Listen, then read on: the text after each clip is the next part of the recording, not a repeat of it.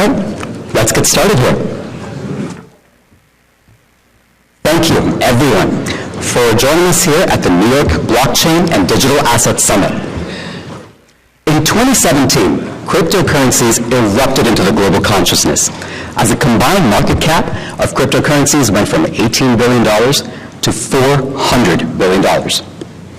Initial coin offerings, or ICOs, they threatened to disrupt the traditional venture capital funding model for new startups. I'm your host, Kevin Joy. I'm a crypto enthusiast and an investor, and I'm an associate at Building Block Group. We're a cryptocurrency investment group. We've invested in top projects like Zilliqa, TomoChain, Icon, and DragonChain, and many others. It's my privilege to introduce you to our many panelists today, who are leaders in government, finance, law, and the crypto industry. To get us started, I'm going to hand the mic over to Peter Chen. Peter is a longtime friend of mine, and he's the founder of Building Blocks Group, as well as the organizer for the summit. Please give him a big hand.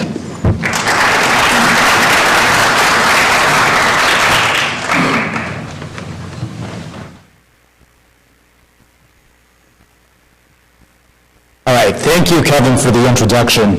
I'm proud to welcome you to the 2018 New York Blockchain and Digital Assets Summit. Thank you all for coming today, and for those of you online, thank you for joining the live stream. I want to thank the speakers and the moderators. I've worked with most of you in the past, and for those of you I haven't worked with, I look forward to getting to know you better through this conference. Thank you for taking the time to come here and share your perspectives. Lastly, I want to thank the New York City Bar Association. My vision for this conference was to bring together government regulators with leaders in the crypto industry. And you just can't do that with a commercial conference. What you need is a nonprofit event, ideally at a neutral venue, and the City Bar was the perfect place to do that. So I thank them for making this possible. Today we've got a great lineup of speakers. First, we have experienced lawyers, as well as current and former regulators from the SEC, the CFTC, and FINRA. They're going to discuss the latest legal developments and the laws and regulations that apply to cryptocurrencies and ICOs. Regulators have a tough job. Their duty is to enforce the law and protect investors in the wild west of cryptocurrencies.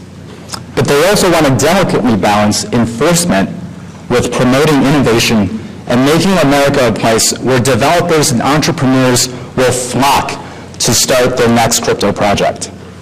Just as America gave birth to world-changing internet companies like Apple, Google, and Amazon, America can be the home for great world-changing blockchain companies. We also have speakers from top crypto funds and investors. You're going to hear from people who focus on early-stage investing in projects, and also from crypto funds that do more trading and arbitrage. They're going to talk about strategies that they use to mitigate the risks and the volatility in the crypto market. And they're also going to talk about where they see the crypto market going from here. The crypto market has reached a critical juncture. And one of the biggest questions is when institutional investors will come into the space. We've certainly seen massive global interest by retail investors, especially in Japan, Korea, China, and also the US and Western Europe. Yet retail investors can only carry the market so far. Most institutional investors are still observing from the sidelines. There's been plenty of skepticism by investors like Warren Buffett, who called Bitcoin rat poison squared.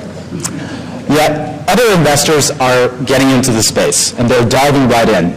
People like George Soros, Mike Novogratz, and the family offices for the Rockefellers and the Rothschilds.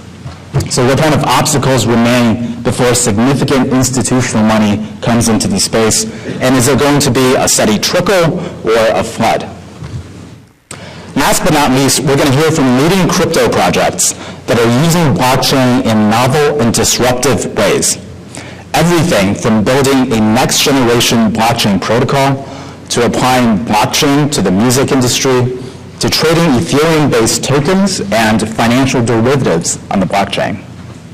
This is just a small sample of the many exciting use cases for blockchain and cryptocurrencies.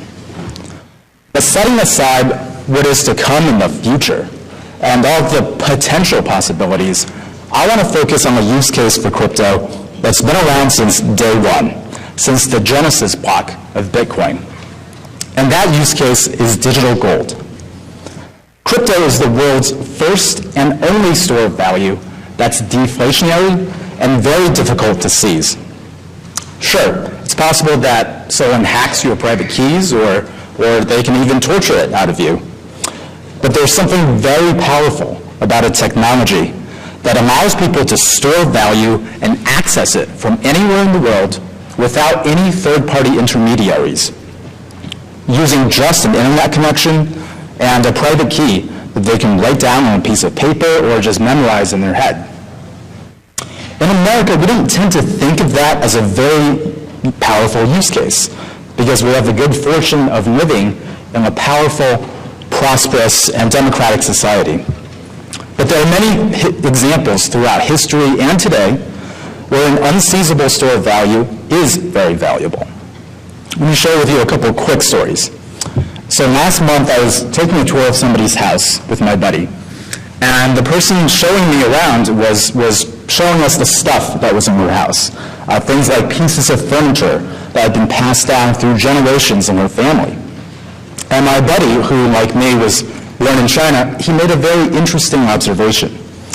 He said, if you went to China, you'd have a hard time finding people that can point to something in their house and say, yeah, my family has had that from 100 years ago. That piece of furniture is from before 1949, which is when the communists took over. And that's in a country of 1.3 billion people. And the reason for that is because people's private assets were almost entirely confiscated by the communist government, or seized by people like the Red Guard during the Cultural Revolution. So we're talking about generations of accumulated wealth that was simply taken away from people. Now, somebody doesn't have to take your wealth physically. Hyperinflation has the same effect. I want to tell you about an early Bitcoin evangelist named Wences Casares. He grew up in Argentina, and as a kid, he experienced hyperinflation firsthand. Inflation got so bad that he remembers his mother sprinting down to the grocery store as soon as she got paid. And prices were going up, and grocery stores literally had employees who would go around the store multiple times a day, changing prices, increasing prices. So Wences would go, as a kid, he would go with his mother to the grocery store. His mother would start in one aisle, he would start in another aisle, and they would race to beat the employee who was jacking up prices, and they'd just snatch up all the grocery items before the prices could get changed. And Wences grew up to be an entrepreneur. He sold multiple businesses for hundreds of millions of dollars.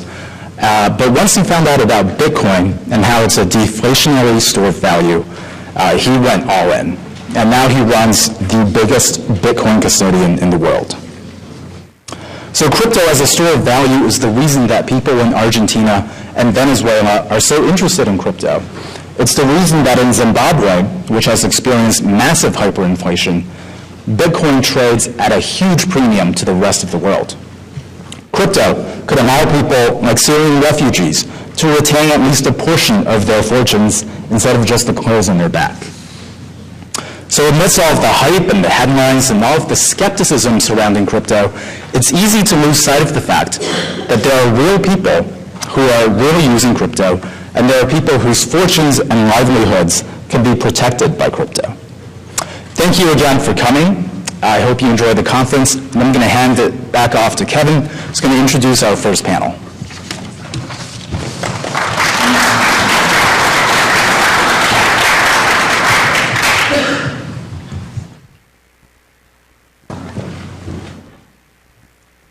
Thank you, Peter, for reminding us of the value that underpins this technology and this discussion. Let's move right into our first panel discussion in our agenda: regulatory perspectives on cryptocurrency ICOs and blockchain. Let me introduce our panelists. Robert A. Cohen, Please come up, sir. Thank you. Robert is the Chief of the Cyber Unit, Division of Enforcement of the SEC, supervising investigations of cyber-related security law violations, including misconduct relating to blockchain technology, cryptocurrencies, and ICOs. We've got Andrew Serezny, Partner and co-chair of the Litigation Department at Debevoise & Plimpton. Formerly, he was Director of the Division of the Enforcement of the SEC. David Oakland is a Senior Trial Attorney at the CFTC. Jaime Werke, Senior Director and Head of the Office of Emerging Regulatory Issues at FINRA. This panel will be moderated by David McGill. David is a partner at Cobre & Kim and is an experienced litigator and investigator. He's also a thought leader on issues involving regulations of cryptocurrencies. Gentlemen, all yours. Thank you, Kevin. You certainly made my job easier by handling the introductions. We do have a great panel here today to talk about regulatory issues in this area. The configuration of the panel is as it should be, with a defense bar represented on one side and the regulators on the other. So let's just jump right into it. There's an inherent tension with distributed ledger technology and cryptocurrencies. On the one hand, clearly this technology has the capability of transforming many aspects of the global economy. I mean, we read every day about all the ways in which this technology could impact everything from banking to government to how we interact with each other. On the other hand, we also know that fraud, market manipulation, and money laundering is rampant in cryptocurrencies. So what do we do about this tension? That's really going to be the focus of today's panel. And so why don't I kick it off by turning to Andrew and ask him to give us a 30,000-foot overview on who the key regulatory players are in this space. Great. Well, hello. It's good to be back at the City Bar. I'm probably the only speaker today that won't have to give a disclaimer. I used to have to give that disclaimer every time I spoke when I was at the SEC, and I feel, unleashed now to say anything that I really believe. I'm sure Rob Cohen will appreciate that. Listen, this is an area that has exploded, I think it's clear, over the last couple of years. Almost every federal agency and state agency that you can imagine is probably involved in some fashion in this area. It is, in essence, kind of where the cool kids are right now. In any new area like this, there's a bit of a regulatory scrum, to figure out what people's roles are and where the regulation is going to be and what their particular role is, and that happens in these areas when things explode, as this has over the last little while. Obviously, the key issue for folks in the area is making sure that the regulatory efforts don't stifle innovation, but at the same time, make sure that fraud doesn't occur, and also make sure that people are in compliance with the existing regulatory structure. That's the challenge, and when you have lots of regulators, that is a real challenge. So who's involved? Who are the main players? So early move in this area, and it still remains active, is the Justice Department. And this very early on, they brought cases like Silk Road and other Bitcoin scams, criminal conduct, and DOJ brought these cases against individuals on the theory that Bitcoin was a currency, and so the federal money laundering laws applied, and some other theories as well, fraud theories and the like. Then the Treasury Department and FinCEN has also been involved early on, issuing guidance back in 2013. It said that virtual currency would be treated like currency, like fiat currency, for purposes of the Federal Money Services Businesses Regulations. And they continue to regulate money transmitters who transmit and sell virtual currencies. Next major agency to get involved was the IRS, ironically. I suspect, one of the things about this area is that it's making some people lots of money, and that always gets the IRS's attention. And so they have put out a number of FAQs on virtual currencies, which they've continued to update, basically taking the position that digital assets are property for tax purposes and should be taxed as capital gains when they're sold for profit or loss. And more recently, and we have on the panel today 3 folks from several agencies who've gotten involved. Certainly, when I say recently, over the last couple of years, 2-3 years, we have obviously the CFTC, which has claimed that digital assets are commodities, and therefore any trading in digital asset futures are subject to CFTC jurisdiction. And recent case law, as I'm sure we'll talk about, does support that view. We've also seen a lot of recent interest from the SEC, hence Rob's presence here today, especially over ICOs, which the SEC has made clear can be securities offerings under certain circumstances. And obviously, we also have today somebody from FINRA who I'm sure is focused on this from the perspective of broker-dealers and whether they're going to get involved, and if so, what the issues will be. I'll just close on this by just talking for a minute about my time at the SEC and kind of our focus in this area. When I was at the SEC, which ended in December of 2016, as I like to say, I got out just in time. Most of the cases involved fraud and failure to register as a security. Those were or as an exchange. We brought, for example, a case, the enforcement action against Trenton Shavers, who was a Ponzi scheme. We called it Bitcoin Savings and Trust, but it was a pretty traditional Ponzi scheme. We also brought some of the initial registration cases, but obviously the real flurry of activity at the SEC in this area has been over the last year and a half since I left the commission. I actually looked, in coming here today, at the numbers of ICOs that were raised, because I was thinking to myself, did I miss something? And if you look at it, in the first quarter of 2017, there was about $20 million raised in ICOs, and by the fourth quarter of 2017, there was over $3 billion raised in ICOs.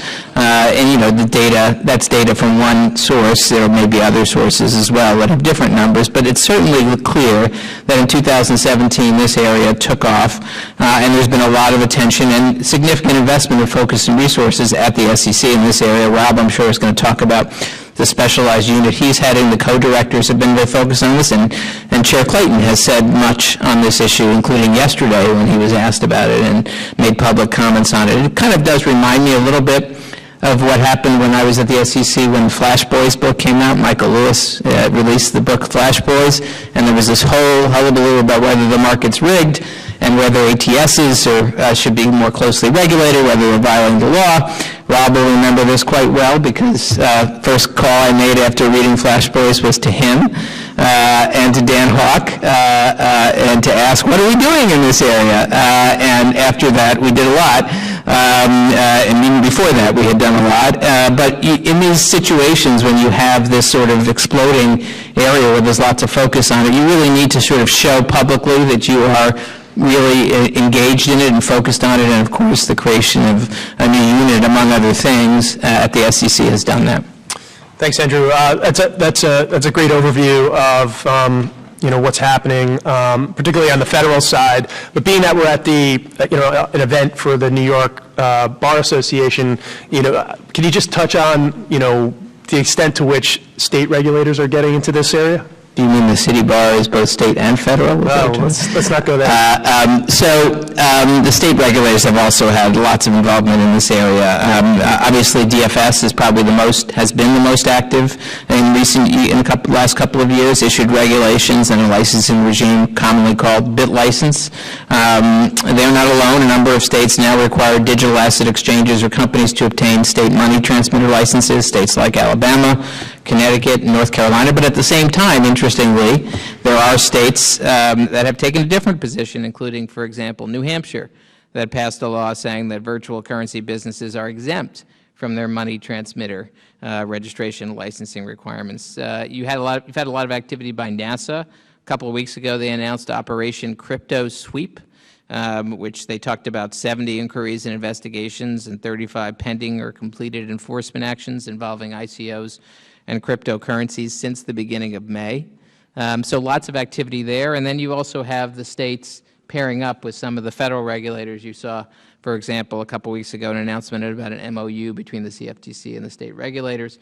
And so clearly there'll be a lot of cooperation there. And that's important. That kind of coordination, as I said, is really critical in these situations.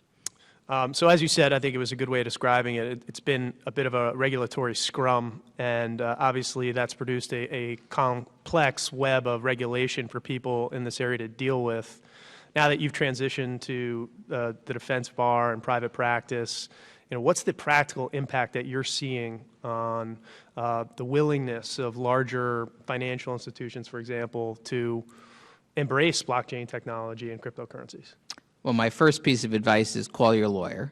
as they all have, because this area, as we've been talking about so far, and I'm sure we'll talk about today, is an area with lots of regulatory change and focus, and again, lots of different regulators. I think there is, obviously, I think the biggest area of focus for large financial institutions is on blockchain, obviously, separate and apart from the cryptocurrencies. The blockchain, I think, is viewed, the technology is viewed as a very powerful tool, and it's obviously, some have argued that blockchain is more important than the actual Bitcoin or actually cryptocurrencies that underlie it.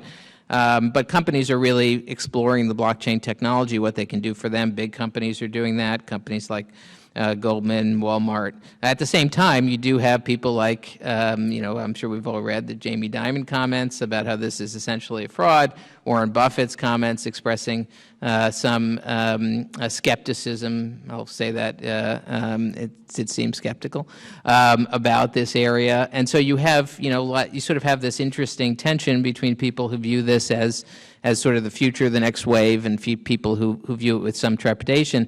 And I think a lot of financial institutions are saying, well, let me invest in this, look at it, because if it does become the next big thing, I don't want to be left behind. And so you do have, for example, Goldman announcing they're going to have a crypto trading desk, which I think is a huge, one of the big things in this area is, I'm sure is liquidity, right? Creating liquidity and making sure there's sufficient liquidity, and having these big financial institutions open trading desks and engage in that trading is really sort of a milestone, I think, in this effort. So I think it remains to be seen what's going to happen with the bigger financial institutions. A lot of the activity has been in a different realm, in the ICO realm, which tends to be a little bit removed from the large financial institutions, but I think we'll continue to see them remain somewhat engaged. Okay, let's actually turn to the ICO realm and get some of our regulators involved in this discussion. Rob, why don't I kick off with you and try and get some of your perspective from your position at the SEC.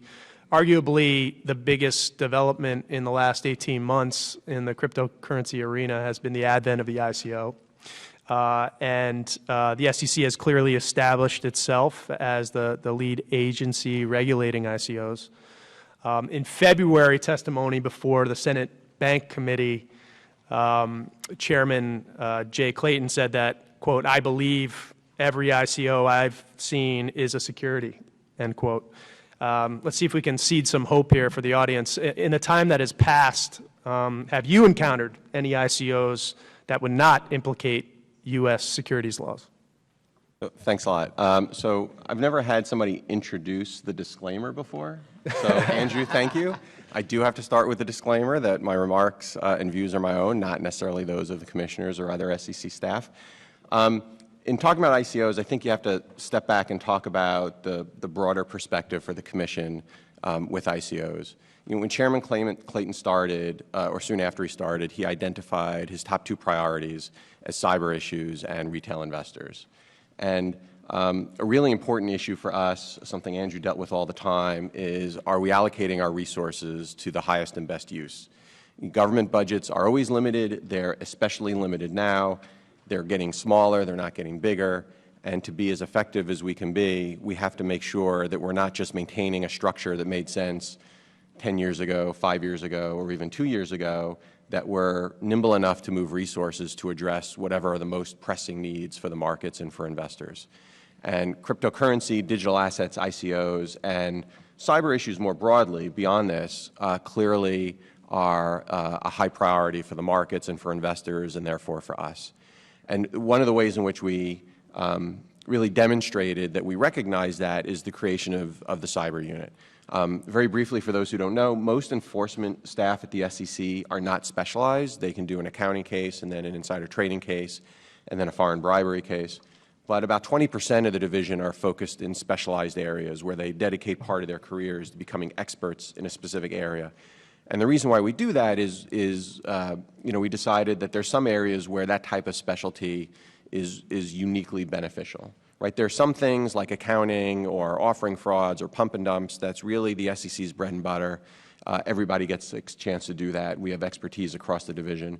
But then you have some areas, like the unit I used to be involved in is market abuse, complex high-frequency trading was an example, where, you really need people who understand how it works, not just a lawyer who gets a case, does that case, and then moves on to something else.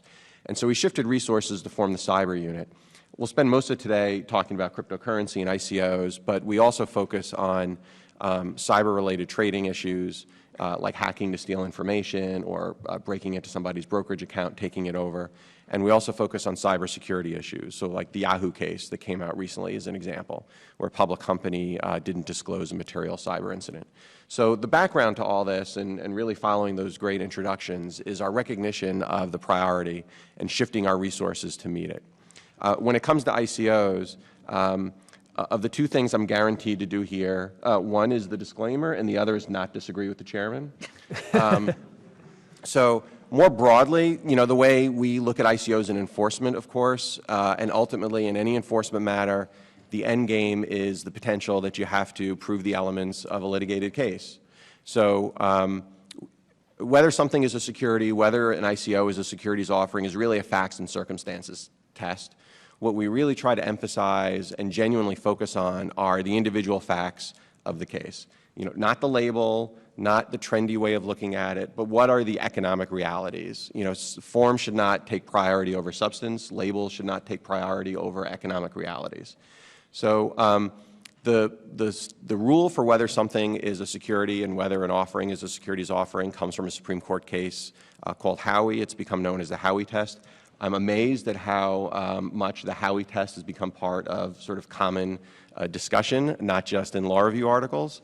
So I bet many of you know it, but the basic concept is an investment in money in a common enterprise where you expect to profit. You have a reasonable expectation of getting a profit based on the entrepreneurial or managerial efforts of others. Right? So the basic idea is you give money to somebody else who has an entrepreneurial idea, and if they do that well, you expect to make a profit. Right? That's really sort of the plain language essence of a security.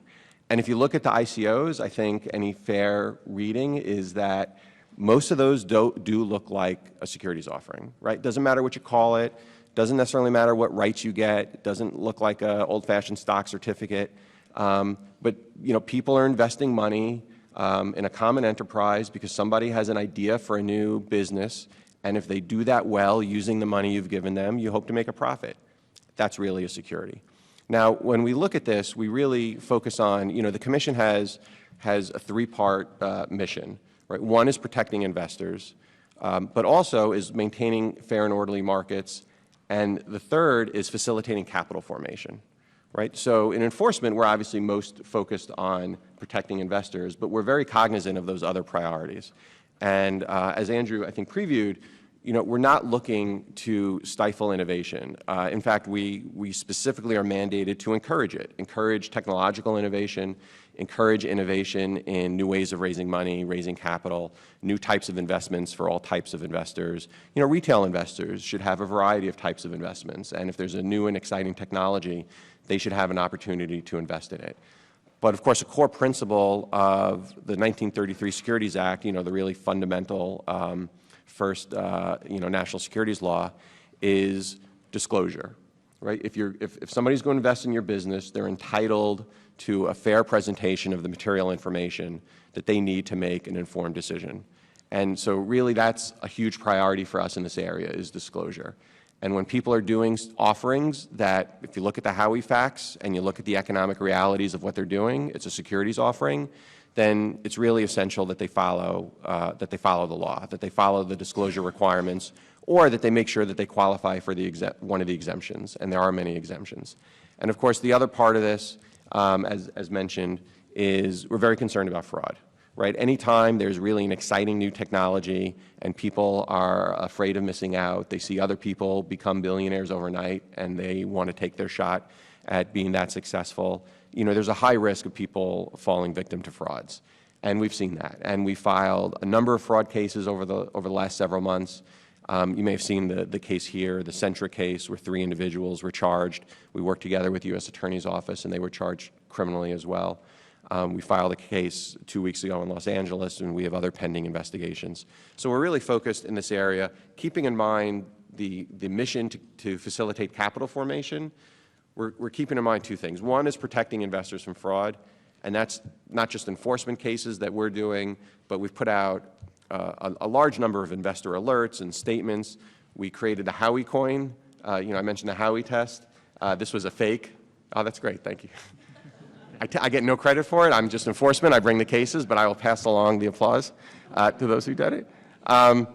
So we created a fake ICO, a fake web page, fake white paper, called it the Howey coin for some travel business, put up fake pictures with fake bios, which you see in all these fraud cases. There's these great descriptions of these fabulously talented, experienced people, and if you just take the picture and type it into Google Images, you'll find that that's really, a professor in Austria or something. And so so the Howey coin was a way of just doing everything we can to make sure investors' radars are up, that it's great to invest in new technology, but they're looking out to protect themselves. So I'd say that's sort of an overview of how we're looking at it. Okay. Before we turn to our other panelists, just one other question on this. I saw a Wall Street Journal study in which they analyzed 1,450 ICOs and determined, based on their own review, that at least 271 had obvious red flags suggesting fraud. So you mentioned, how you're attempting to aggressively police fraud in this area in particular, but we've also seen media reports about the SEC reaching out to ICO offerers, with telephone calls and just asking them to stop what they're doing rather than commence enforcement actions right away. So can you describe for us what accounts for that variation in approach?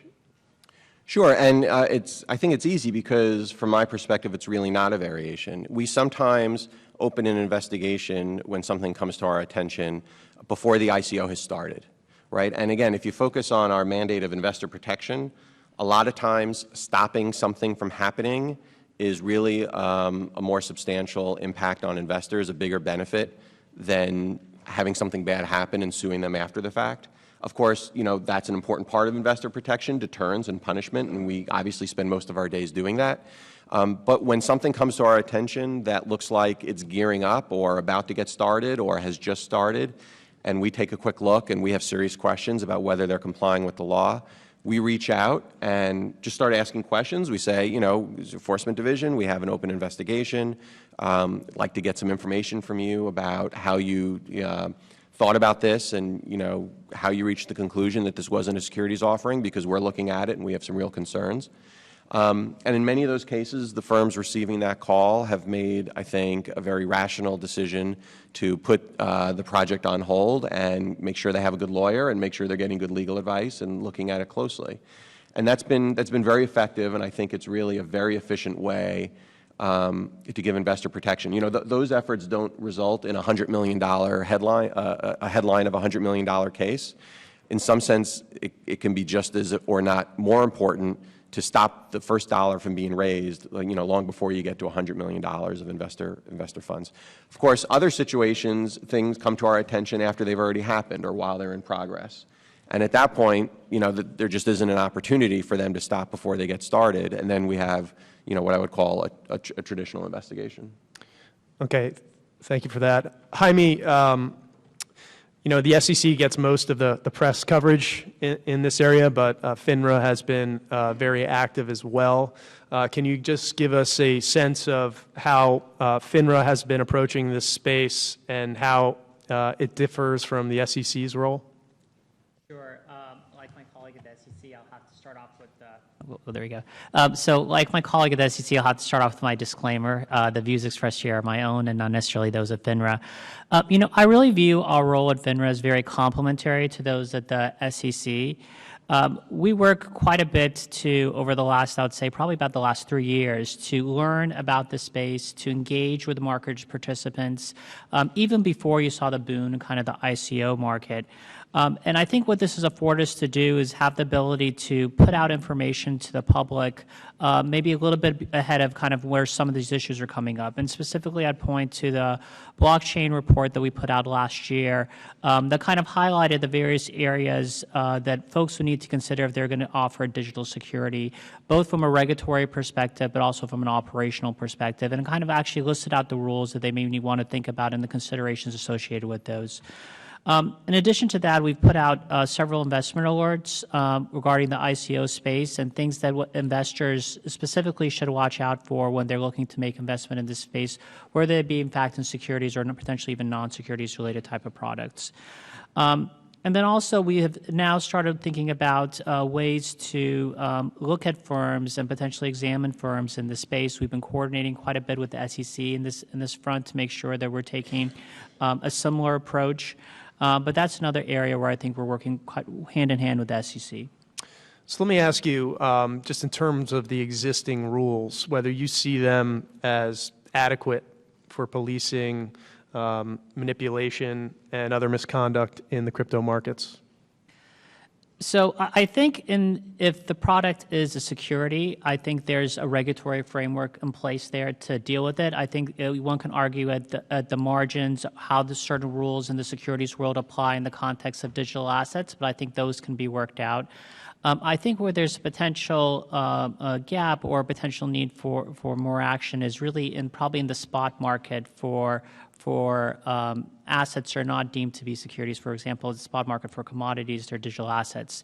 The CFTC, and my colleagues from CFTC can speak to that more, but they obviously have enforcement authority over them, but there's not really an agency that kind of has a regulatory authority over that market.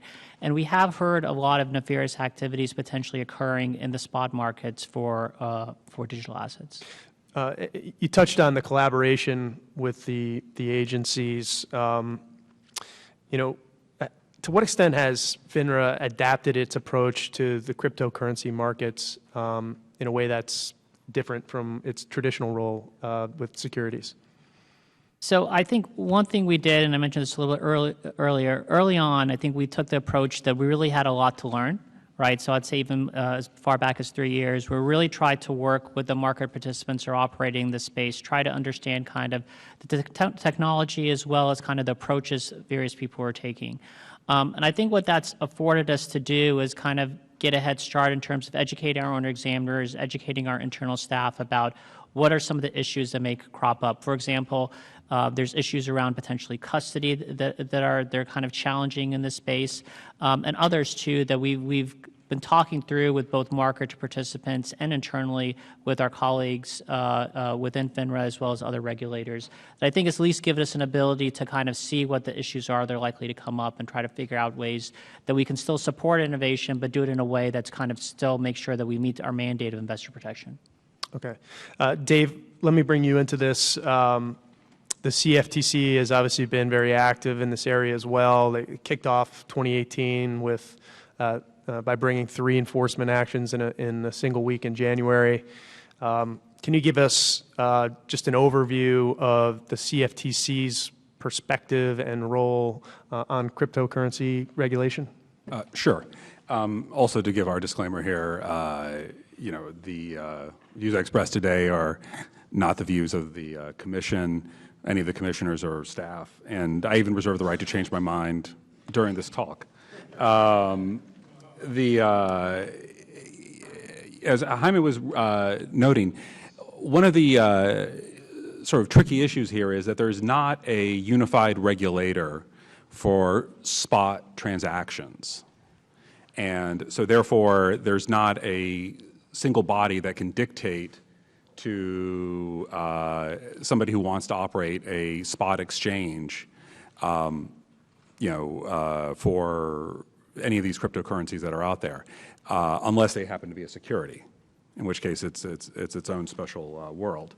What the Commission does do, and its perspective is motivated, I think, by 3 different factors. First of all, obviously, we're very focused on derivatives products. That's what we do. And so anytime that there are going to be derivatives being offered or embedded inside the crypto assets, that's going to raise red flags for us, and all our divisions are focused on addressing those kind of issues. Just to get a little bit of background, the CFTC has been examining virtual currencies, I would say, probably almost as long as IRS and FinCEN here. Our first actions, enforcement actions, were in 2015 for conduct in 2014. 2 of them involved unregistered derivatives exchanges, and the third involved a provisionally registered exchange that was failing to enforce certain rules regarding wash trading on the exchange. So that's obviously a key focus for us there. The second area, I would say, is our enforcement actions. Now, our enforcement authority does extend to the spot markets, but primarily only in the concept of fraud and manipulation. So, as I'm sure the defense bar can explain, enforcement is a large hammer to try to shape rules for market participants in those markets. So it's not something that's going to be a useful tool in terms of promulgating new rules for people to follow. Instead, it's an after-the-fact mechanism.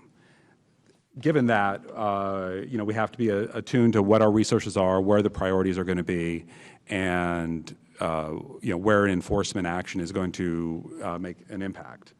And then finally, I think generally, though, the CFTC's perspective on cryptocurrencies is to encourage innovation that can benefit all the different people who use the derivatives markets. As Rob was pointing out, it's always a good idea to favorably note what your chair has been out there saying. And Chairman Giancarlo has been a big fan of making sure that the Commission is trying to encourage innovation in this respect. And on the side, we've been trying to foster this through informal processes, through a project he started at the beginning of 2017 called Lab CFTC. And Lab CFTC essentially is a informal point of entry for sort of anyone who is interested in fintech to come and engage with people at the Commission. It's not the formal processes that are available to market participants if they really do want to get a no action letter or something like that, but it's certainly a process by which a new startup can come in, talk about what they're thinking about doing, and hear from people at the Commission sort of how that would fit into what the CFTC does. Okay. I know you can't get into an active litigation, but there is a case pending in the Eastern District of New York right now, the McDonald case, where the CFTC took the position that digital currencies are commodities, and the judge agreed with the CFTC in that case, although in fairness, the defendant was proceeding pro se. But you mentioned the IRS, we have FinCEN, SEC, CFTC views cryptocurrencies as commodities. The SEC, in many instances, is going to view them as securities. FinCEN considers them to be currency. The IRS says it's all property. Isn't this cross-section of regulation going to create exactly the kind of stifling effect on innovation that kind of everybody wants to avoid? Well, I can't say as to how people react when there are multiple laws governing different conduct, and each statute has its own term to define a certain area that's being regulated. For example, I think securities are commodities, but by law, the primary regulator for securities is not the CFTC, it's going to be the SEC. I always joke that the best way for me to recommend closing an investigation will be that it's a security. So if you want the CFTC, at least enforcement out of your hair, go register with the SEC. That will at least limit the amount of times we have to subpoena you. I think it's up to regulators to make sure that they apply the laws that govern the space that Congress has mandated them to oversee and protect the participants in that market. The fact that we define currency as a commodity is well established, and to make sure that the foreign currency markets, the interbank markets, were not impacted by that. There's been a long-standing relationship between the Treasury Department and the CFTC over currency transactions. Property is commodities. The barrel of oil that, or the heating oil that you receive in your house, if you're unfortunate like me and still have heating oil coming to your basement, is a commodity. It's also property. And it also has, environmental rules. It also has all kinds of different issues. So, it can be, I think, daunting for a startup who has just an idea in their head to get going and thinking about, like, well, is this a security? Is this going to become a derivative? Is this smart contract have an embedded optionality in it that's going to trigger swap rules? These are all things like that, and I think one of the reasons Chairman Giancarlo created Lab CFTC was to really encourage, at an informal level, people to come to the CFTC and sort of talk, and if there needs to be no action relief out there, that's possible. If there needs to be rulemaking, that's possible. I would certainly encourage people to think about that, but I don't think it's going to stifle innovation. I do think that it's the nature of the way Congress has set up our laws. I don't know whether people would rather just have one Department of Justice enforcing every single law and doing every single thing out there. Okay. Yeah, I was going to. Sorry. I was going to take a slightly feel free to chime in, contrarian yeah. view on that, if I could. Sure. I actually think it's the absence of any regulation that's likely to stifle innovation, because if people are afraid that every transaction they deal with is a fraud, then they're likely not to invest beyond kind of maybe your, people who are really kind of not aware of what's going on in the market. These issues about kind of where things fall along the lines is similar to what Rob said. If you look at just the economics of things, those kind of issues have been there for a long time in terms of various products people are looking to bring to the market. But I really do think that if you have a system whereby which you're not under some type of regulatory umbrella, and one can argue whether one should be specifically tailored for this market or not, but if you're not under some type of regulatory umbrella that kind of sets ground rules for how people behave, you're not likely not to get institutional investors and other big name participants to really participate in the market and have it really grow. So I think there needs to be a balance in making sure there's smart regulation, but I think a lack of regulation is really kind of a big issue as well. Okay, we're running short on time, so let me try and get in a couple of quick hitters. Andrew, I want to come back to you on a DOJ prosecution that's pending in the Eastern District against Maxim Zaslavsky. It's a case that involves allegations of security fraud, and the judge in early May indicated in a hearing that he's going to let the jury decide whether the digital token at issue in that case, in that ICO, is a security.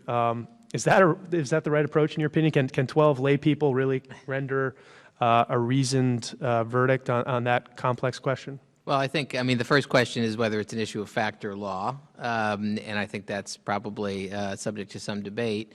I don't have generally concerns about, in my experience, is that juries of 12 people who apply their common sense to issues typically do reach the right decision. There's lots of complex issues that juries decide ultimately. They have no prior experience in the area, and they get the information and they make a decision. I don't have much concern that ultimately on an issue like that, when you give them the facts, they apply their common sense. But there is a sort of a threshold issue as to whether it's an issue of law or fact. Okay, Robert, let me come back to you for one last question with our remaining time. You touched upon the cyber unit and some of the concerns about hacking that have emanated from crypto exchanges. What is the current situation? How grave is the threat? And what can people do to help inoculate themselves from the threat to the extent that it's out there? Well, hacking in general could be a whole nother day worth of a conference, which I'm doing quite often, actually. So, that's an important issue, and it's again, there's a whole range of issues for a retail investor who wants to invest in a new ICO that they find exciting. We've seen a number of ICOs get hacked and have the assets that they raise get stolen. And if you're going to invest in one of these companies, what do you know about the protections they're taking just to protect their assets? It's an issue for everyone in the country. It's an issue for individual people, for large banks, for large companies. I'm sure everybody's read about the types of cyber intrusions that are going on every day. I know, we at the SEC and across the government, we're under attack constantly, 24/7. So it's a huge issue, and I think where it bridges to this discussion is if you're investing at a company, under a traditional securities law regime, they would be disclosing those risks, and they would be disclosing what they do to address those risks. In a typical ICO where people are taking the view that they don't need to register, you're not getting that information. So when investors are making that decision, I think that's a really important thing to think about. And the last thing, I know we're out of time, but the one thing I just wanted to assure people from the prior discussion, there's a tremendous amount of coordination going on across the government, right? So Dave and I and others at the SEC and the CFTC, we meet all the time. We have lots of meetings with FINRA. We have meetings with DOJ, with FinCEN, with the IRS, with state attorneys general and other regulators. For better or for worse, there is a lot of work to do here, and it is not the case of a few agencies having to fight over the same thing. There's a great deal of work to do, and sometimes the facts could lend itself to an argument that it's under more than one regime, and we each have more work to do than we could possibly handle. And so there's been a tremendous amount of genuinely positive collaborative coordination going on among the government agencies. I can really assure people that that's happening. All right, we're going to have to leave it there. I want to say thank you to this panel for participating in this discussion. And I'm sorry we didn't have time to get to questions from the audience, but hopefully, to the extent people have questions, they can find individual panelists and pose them in the aftermath. But thank you very much.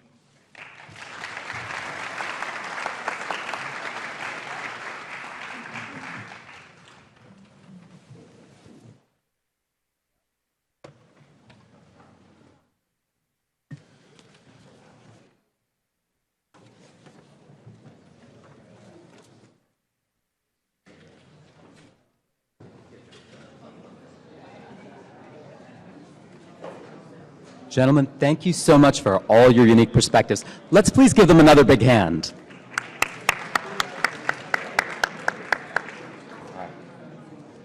We're going to move right along to our second panel.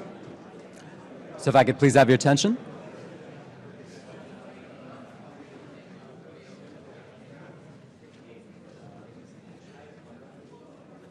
All right. All right, we're going to...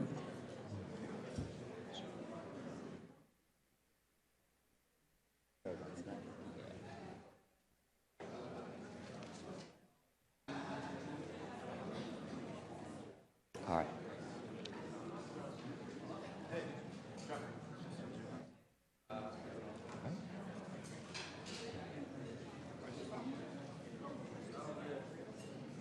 All right.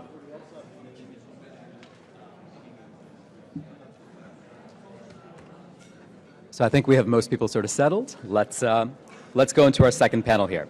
Cryptocurrency funds. Allow me to introduce the panelists. Ari Paul. Where's that's Ari. Trying to sneak up the other side, Ari. Come on this way. No, we'll just all come up. It's all good. Great. Do you have assigned seats? Hey, Jeffrey. So we'll just have you sit over here, and we'll have Jeffrey and Mitchell over there. Great. Where is Mitchell? Mitchell's down there. I told him I didn't choose him. He needs to come up. Go ahead and go and put him up. Yeah, I'll just get him. So our panelists are Ari Paul. Ari is the CIO and managing partner at Block Tower Capital. He was previously a portfolio manager for the University of Chicago's endowment and a trader for Susquehanna International Group. I give you Jeffrey Scott. He's a managing partner at Bluebird Capital. And Mitchell Dong. Mitchell is the managing director at Pythagoras Investment Management. Mitchell has been running a crypto arbitrage fund with a track record of nearly 4 years. This panel will be moderated by Peter Chen. Gentlemen.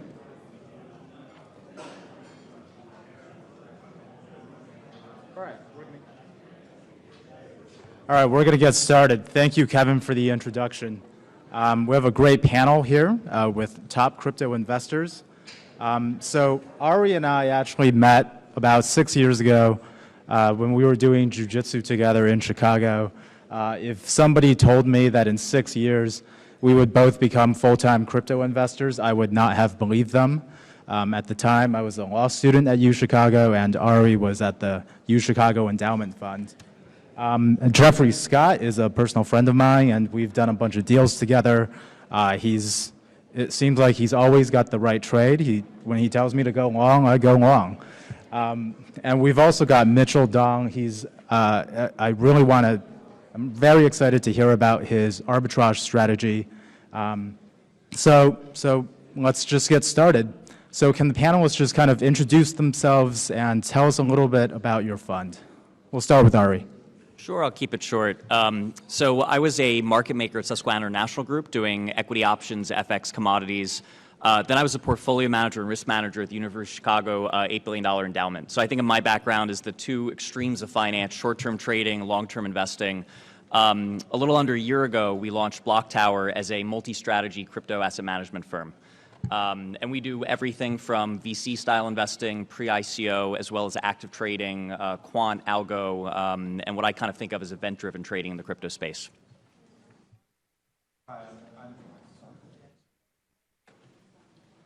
Test? Okay.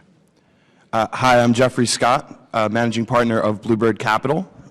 Prior to Bluebird, I was a poker player, so it kind of dovetails nicely into working in finance, all of the game theory elements involved with poker. We launched Bluebird Capital around 6 months ago, again as a multi-strategy crypto asset fund, primarily focusing on long and short of the largest digital assets in a quantitative manner. And we also do some work similar to Block Tower with pre-ICOs and pre-sales. Most notably, our investments have included Zilliqa and TomoChain. Hi, I'm Mitchell Dong with Pythagoras, and we do Bitcoin crypto arbitrage. People ask me what our algos are. It's buy low, sell high. And we do that in an automated program every second as we speak. We monitor prices across 25 different exchanges in 8 countries, 8 different cryptos, 8 different fiat currencies, and we're always asking ourselves, where's the cheapest place to buy it, or what is the cheapest thing to buy, and what's the most expensive thing to sell, or where is the most expensive place to sell it.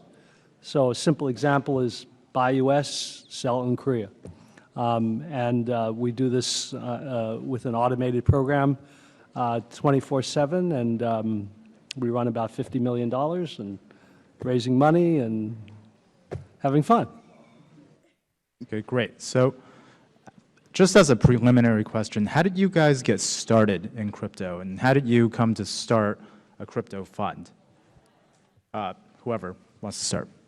Yeah, so I got started by the way of just trading myself. So I've been a full-time trader for the last 2 years. I started up a small company that did sentiment analysis on Twitter, Medium, YouTube to figure out what was going on in the markets, if I could identify any correlations, because I'm sure as many of you know, there really aren't any traditional fundamentals or valuation methods for cryptocurrency. So I started a company called Moonshot Crypto that provided sentiment analysis, and through that company, through my research, I met my partner Rob, and then in January, him and I kind of launched this fund, Bluebird Capital. Immediately prior, I used to trade uranium, physical uranium, U-238 and UF6.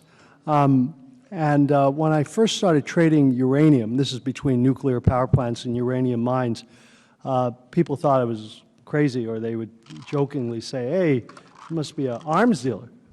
And then when I discovered Bitcoin 4 years ago and started trading that, people kind of looked at me funny, again, my personal friends, and said, you must be a drug dealer. And those two comments, to me, signal that there's an opportunity.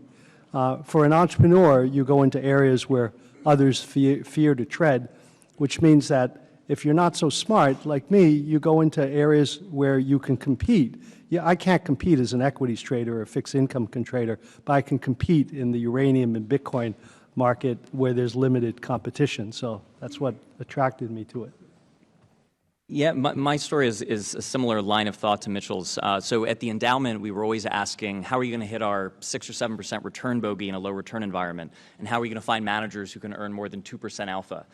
Traditional markets are tough, they're competitive. And same is true on the trading side where machine learning has replaced a lot of discretionary trading. And then I looked at cryptocurrency where what's amazing is you still have arbitrage even today, and a year and a half ago was much more extreme. And the simple strategies that worked in commodities 30 years ago, that worked in corporate bonds 100 years ago, that have since been kind of arbitraged away, they work in crypto. And they work in crypto because there are these very obvious moats. There's a reason that Rentech and Citadel aren't in this game yet. Eventually they will be, but in the meantime, it's a very attractive source of alpha because we get to take uncorrelated risks, idiosyncratic risks that are real risks that other parties are unwilling to take, and we get compensated for that. So Ari, just to follow up on that point about the immaturity and the inefficiencies in the crypto market. Obviously, the fact that there's arbitrage opportunities means it's highly inefficient. And I also really liked this one blog post that you wrote last year. You compared choosing the crypto market is akin to table selection in poker. And I'm sure that's something the other two panelists can talk about as well. That crypto, so I myself traded, I remember buying a stock with $10,000, and after 1 year, I was delighted to earn 7%. Delighted. But then I found out about crypto, and it's obviously a market that's rife with inefficiencies.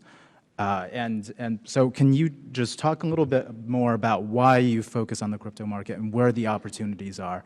Obviously, you have arbitrage, you have the fact that a lot of investors are retail instead of Renaissance and Citadel. You have the fact that research is being done not by sell-side desks at bulge bracket banks, but rather by crypto influencers on YouTube and Twitter. So just talk a little bit about why people should pick crypto as an asset class. Sure. So, if we think about kind of where does alpha come from? Well, first, where does return come from? So, I went to UChicago to get an MBA, and you have the Eugene Fama School that you get a return for taking beta risk, maybe credit risk, maybe a return to illiquidity. I did some risk premium work. Maybe there's some return to a value risk premium momentum. But generally, if everyone is kind of looking at the same things, like a question we get asked is, how can you do quant in crypto when the data is so bad? And I kind of have the opposite answer. How can you do quant in equities where the data is so good? If everyone has an amazing data set and everyone can kind of train their 1,000-person team of machine learning experts on it, how's there any alpha left? And the answer is there's a little bit of alpha. Most of it gets captured by privately held capital like Rentech's Medallion Fund that none of us could get into. So why is there potentially a lot of alpha in crypto? It's because none of those professionals are in the game yet. And they're not in the game for a variety of reasons. One is the regulatory uncertainty. Another is custody. So most managers in the space self-custody the assets, which means the fund manager could just steal them, could walk away with them. There's a lot of trust there. That's something that a pension can't underwrite. So pensions are not going to get into this opportunity until there's third-party custody. And that's reasonable, right? They can say, this is a risk we just can't underwrite, and I respect that. But to an investor like a family office that's a little more nimble, I think of it a lot like investing in venture capital or in maybe the 80s or investing in maybe internet stocks in the mid-90s. Huge amount of risk. We don't have good economic models. Like a lot of the objections, people will say, well, how can you invest in these things if you can't come up with a real fundamental valuation, if you don't have a good economic model? And we have very nascent models of how to think about cryptocurrency, but they're terrible. They're really nascent. But it's somewhat similar to people who said, how can I invest in Yahoo in 1997 when we don't know how to convert eyeballs into cash flows? And that was a reasonable objection, right? But people made a lot of money investing in internet stocks, and I would argue that that was a prudent investment. You just needed to kind of have a much larger margin of safety and think of it like a very high-risk VC investment. And so you deal with that risk with sizing. So there are all these obstacles to there's very little capital trading. There's very little capital arbitraging. There are very few professionals. Generally, the best and brightest investors are not in this game. They're busy running long-short equity hedge funds and the like. So all of that means that if you're someone who is reasonably well trained in one of the disciplines that applies here and you're doing it full time, you're part of maybe 2% of the market that's professional money. In contrast with equities where it's basically almost all passive or professional. There's very little kind of dumb, to use the poker analogy, if you can't spot the fish at the table, you're the fish. Well, in traditional markets, there aren't many fish. It's either passive money that's very hard to exploit or it's sharks competing against one another. In crypto, it's almost all fish. There's very few professionals. Yeah, and kind of just building off that, even inefficiencies such as One trade that we made recently was EOS, which is a blockchain project that raised a ton of Ethereum in its ICO, was getting ready to dump Ethereum onto the market with market orders, and virtually no one else really picked this up.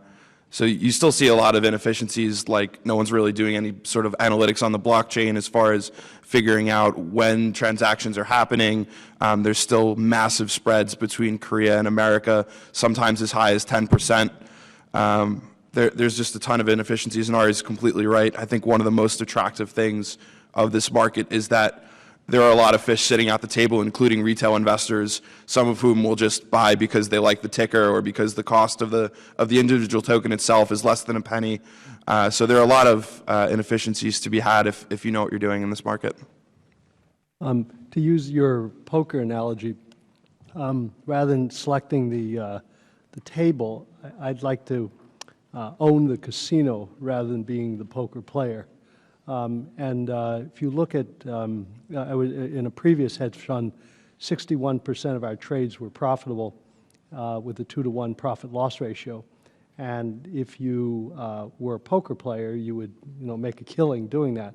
But so friends used to joke with me again, and they asked me, "What do you do?" And I said, "Well, I own a casino," because I had the statistics and odds that a casino has in our trading. So Mitchell, tell us a little bit more about how you arbitrage across exchanges. Obviously, I think any crypto investor has looked at the spread that's between the same coin or the same token across different exchanges across the world, and everyone's first instinct is to do arbitrage because and there's even a term for the difference. Prices that exist on Korean exchanges compared to the rest of the world. It's called the kimchi premium. And we've seen that premium, change over time. In December, it was as high as 40 to 50% for Bitcoin compared to the rest of the world. So tell us, tell us a little bit more about how you do arbitrage, because it's something that everyone in the crypto space has thought about doing, and it's actually very hard to do. Right. So arbitrage is, from our perspective, the simultaneous purchase and sale at the same time of the same asset or its derivative in different places or different exchanges with no market exposure to the price of any crypto. So that's our definition of what we consider pure arbitrage. How we implement it is, again, I started out by saying the concept is really simple: buy low, sell high, right? But the execution of it is fairly complicated because you need, it's a modest barrier to entry. You need some infrastructure in order to accomplish this arbitrage. First, you need the technology that can monitor things real time every second, because sometimes these arbitrages only last for a second or a minute or an hour. The nice ones last for weeks or months, but frequently they only last for a minute or two, so you need to be able to monitor it, see it, grab it, and execute. So you need good technology. The second thing you need is you need to have the right kind of legal and organizational setup in each country. So in each country that we operate, we have a local subsidiary, and the local subsidiary is designed to minimize taxes paid in that local jurisdiction, not just income tax, but also VAT tax or consumption tax or sales taxes. You need a legal entity that can face the exchange, because frequently pretty much all exchanges in Asia, if you're operating on a Korean exchange, you need to have a Korean entity. And then you need a Korean bank account. So you need to create an entity that can face the exchange and face the bank and is tax efficient. And so you need, obviously good lawyers and accountants to help you set that up in each local jurisdiction. Setting up the bank account is not an easy thing because most banks don't like crypto operators. And if you go up to Japanese, or not Japanese bank, but a Korean bank or a Chinese bank, a Hong Kong bank. You say, I'm in the crypto business, and it's immediately goodbye. So you need to have some local connections, local businesses, local partners that can get you a bank account and maintain that bank account, because the bank will monitor and see that you're trading crypto, and in many cases shut you down. Maybe they didn't know it initially, or maybe they changed their regulations, but maintaining the bank account is not an easy thing. And then finally, you just need to be extremely well connected in all those areas to monitor your counterparty risk. Counterparty risk of the exchange is very serious to us. You can get hacked. In our 4 years, we've been on we were on exchanges that got hacked 3 times. The most recent one was the Coincheck $500 million hack. We were in the Bitfinex $70 million hack in August of 16, and we were in the Bitstamp hack in January of 15. And every one of those cases, you fear that you're going to lose whatever assets you have on that exchange. So you have to carefully evaluate the exchange. You ask, are the owners themselves, are they going to steal your assets? Are they competent? Are they going to run it well so that they don't have other people steal their digital assets? And finally, if they are hacked, do they have a balance sheet and an attitude that will cover your losses? We could buy low and sell high, but the execution of it is pretty complex. Okay. So for Ari and Jeffrey, I want to talk about crypto fund strategy. Crypto funds tend to follow a spectrum of pure trading shops or arbitrage shops like Mitchell's fund to funds that focus exclusively on ICOs. So how do you see the opportunities in trading assets or holding assets versus investing in ICOs? We'll start with Ari. So I think it's similar to thinking about equities, which is to say there's a lot of ways to skin a cat. You can approach equities as a VC investor like a Sequoia. You can be a Warren Buffett, who is a long-term investor of exchange-listed liquid assets. You can be an equity arbitrager. You can do quant algo strategies on equities. You can be an options market maker using equity options. So, there's a lot of, it can be anything from very high-frequency short-term arbitrage to long-term value investing. Cryptocurrency is the same. So there are early stage pre-ICO investing that's a little bit more as a trade, as a flip. There's truly long-term investing where you're making a 5-year bet on what's going to conquer the world. There's arbitrage, and this is such a nascent market that we see good opportunities in every aspect of that. A challenge, I think, for a lot of people in the space is there's a temptation to chase every shiny object. There's a temptation to say, I see money everywhere, let me do everything. And of course, you can't do everything well. So a challenge for us has been to figure out kind of starting with 1 or 2 things and then as we grow an organization tackling more, but trying to not get greedy and kind of go beyond our circle of competence. Right now, obviously arbitrage is attractive, event-driven trading is attractive. The pre-ICO space, I would issue a word of caution. So it kind of, most of you probably would not kind of go crazy and throw money into something backed by Kim Kardashian, but there's a lot of people who would, and there's a lot of projects that look credible on paper. So they have Stanford PhDs, they have ex-Google engineers, they have even things like a former NYSE president of the exchange launching a project. And there's, I would definitely shy away from investing in any pre-ICO unless you're really an insider, because there's so many quirks and tricky elements to this that are different from VC investing that could easily lead to bad outcomes. With that said, if you're it's a very small industry, a very small community. If you kind of know the game and you're an insider, it's very, very attractive. Yeah, and kind of just building off that, we take a 2-pronged approach at this. So the primary strategy that we use is going to be one that trades the largest cap digital assets. And we do this for 2 reasons. One, there's sufficient liquidity in the market to kind of support these trades.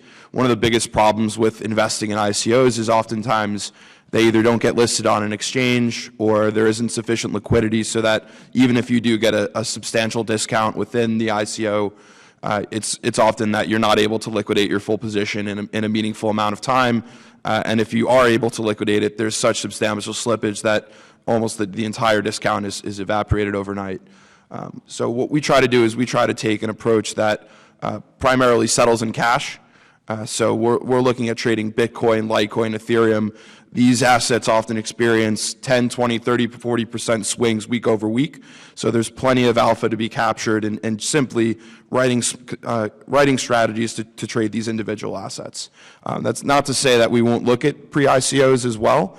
We certainly will, but the discount has to be right. And the market cap has to be, reasonable. What's going on right now is you have a lot of projects that are raising $100, $200, $300 million.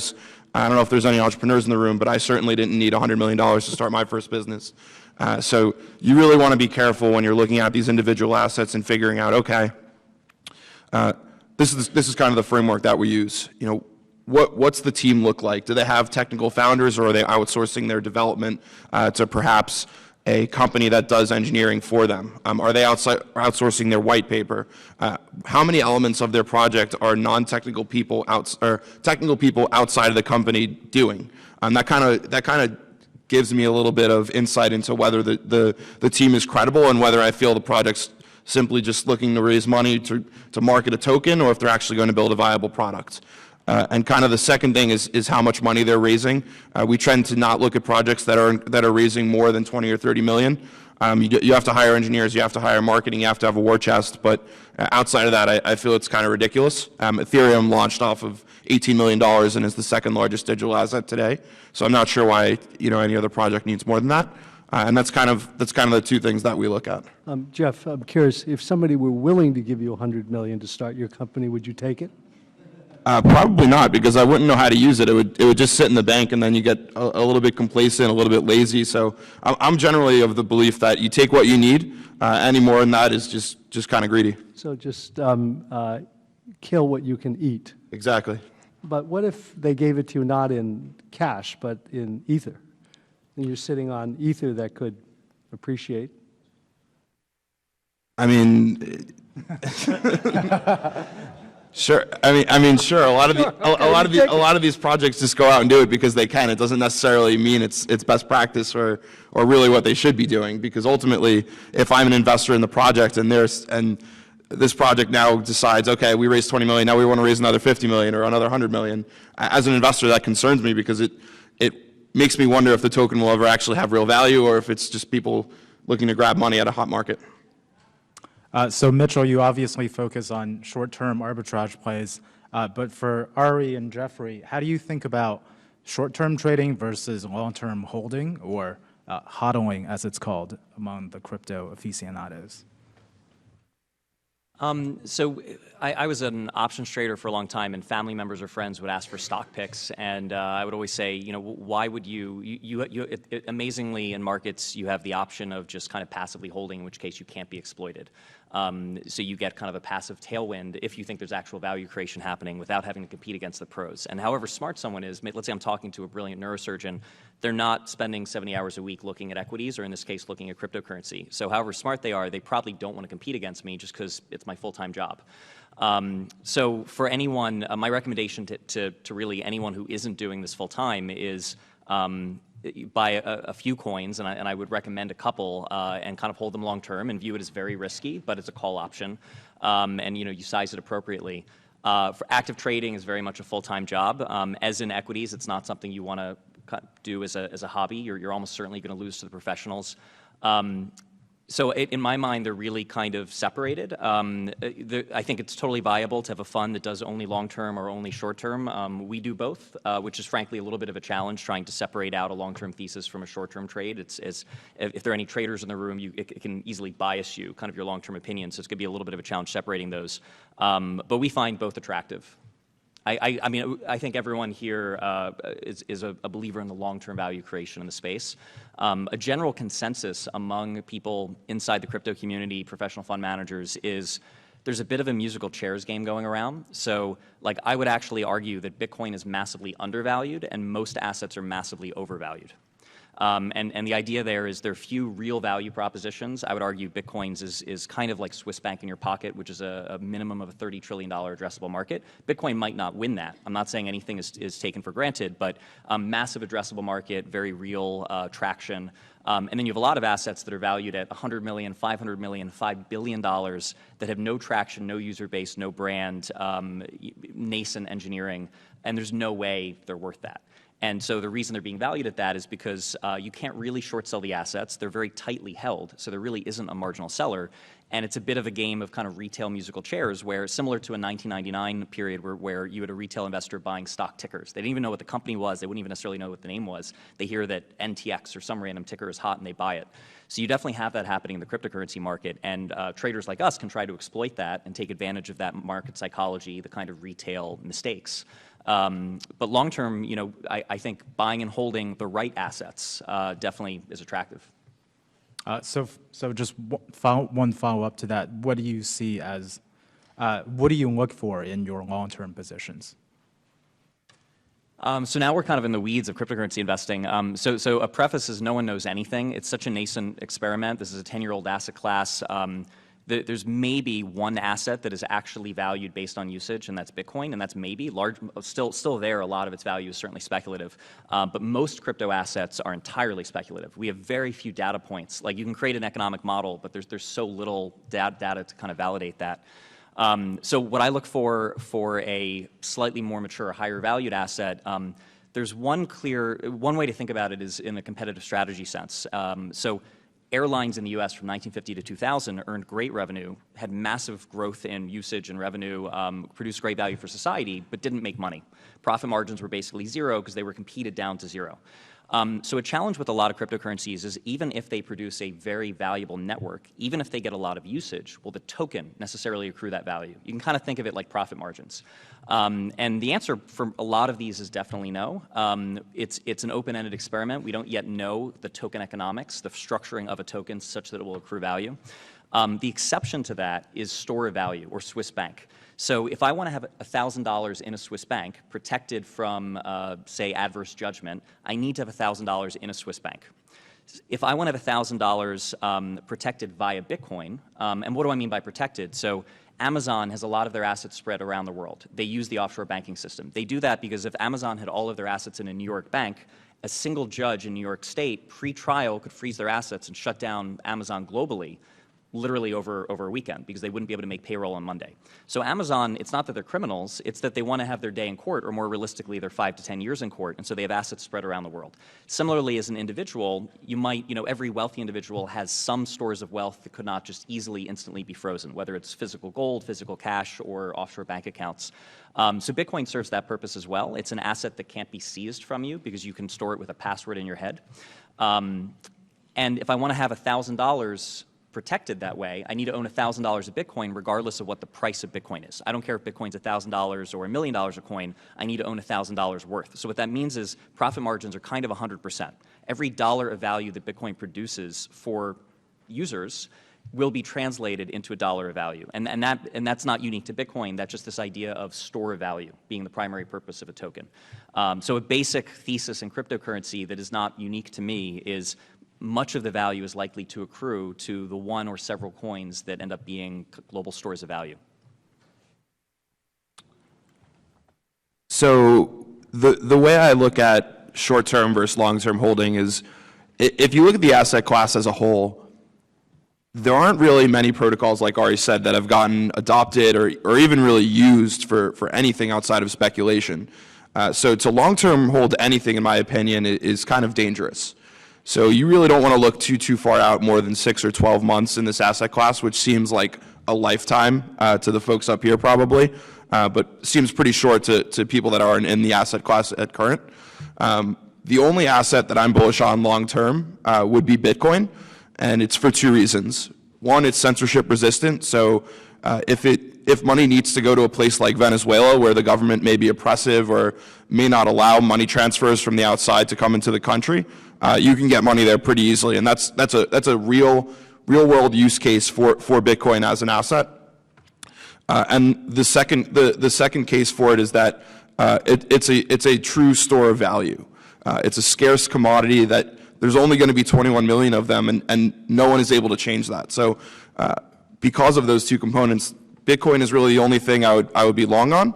But as a fund, we try to utilize the way the retail investors think about all the different assets and how they speculate to make money both long and short.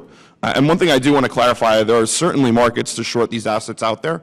Both Bitfinex and BitMEX, two of the largest Bitcoin exchanges, offer shorting for many of the large pairs out there. So if you are interested in shorting any one of these individual digital assets, you can register for an LLC and get an account on either of those exchanges. I have a question for Ari and Jeff. So being a long-term investor is an easy concept, but what happens when you're down 70%? What goes on in your mind in, quote, holding on for dear life? Yeah, so I think it's a great practical question where, something that frustrates me seeing institutional investors miss out. So when I was at the University of Chicago Endowment, I wasn't naive about the process of kind of bureaucratic governance. I spent about a year socializing cryptocurrency to my colleagues as well as other endowments, hoping that I could move the timeline at which they would feel comfortable investing up by like 6 months. I knew it would take a very, very long time. A challenge is you hear the comment of it's too risky, which my title was actually risk manager. And what was somewhat ironic was UChicago had a very strong risk culture and a risk team. I was also a portfolio manager, but the entire risk team was in favor of UChicago buying cryptocurrency. I would like to think it's because we actually understood risk or kind of were intellectually honest about it. So risk, what you care about is the risk of the portfolio as a whole. So idiosyncratic risk can be diversified away. So if someone says they're buying the S&P 500, you don't expect them to underwrite every individual stock in the S&P 500 individually. Someone's not going to say, oh, I'm uncomfortable owning the S&P 500 because there's one stock in there that is very volatile, right? We understand that if you buy a basket of equities, you care about the performance of the basket, meaning you care about the correlation, the covariances of those assets. So cryptocurrency is relatively uncorrelated, not claiming it's correlation zero, but it's less correlated to equities than corporate bonds and then most things in a portfolio, which means that if you size it small, all of these extreme risks, the operational risk, the regulatory risk, all of those things get diversified away entirely, and all you're left with is whatever you think the expected return is. So the hypervolatility, the risk of a 70% loss, investors are used to that within certain structural contexts. So if University of Chicago invests in Sequoia or Andreessen Horowitz, they expect that a couple portfolio companies will go to zero.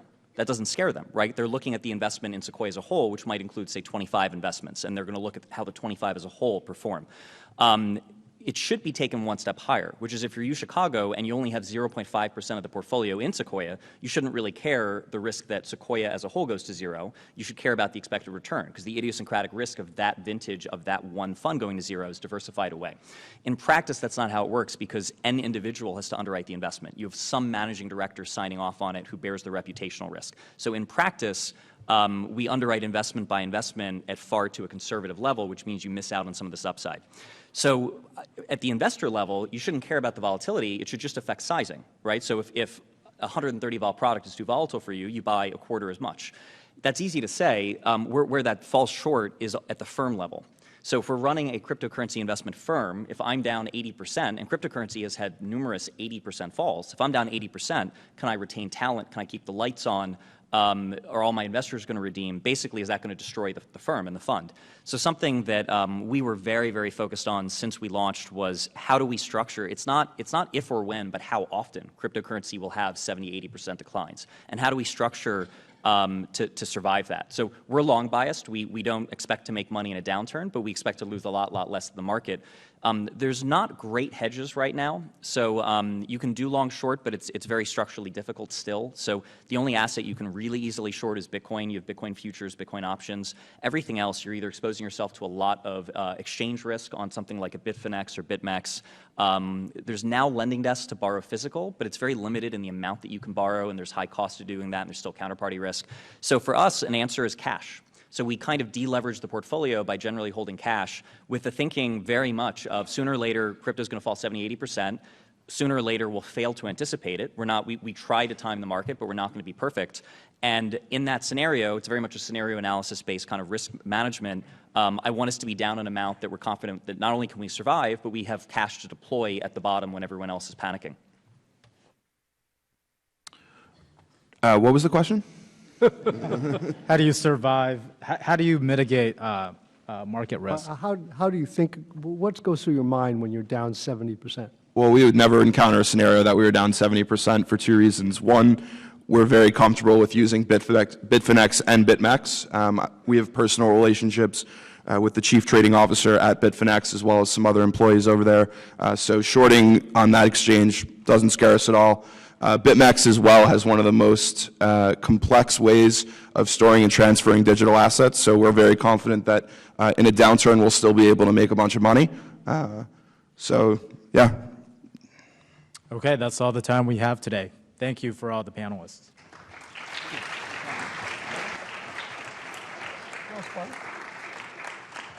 I would really love to connect.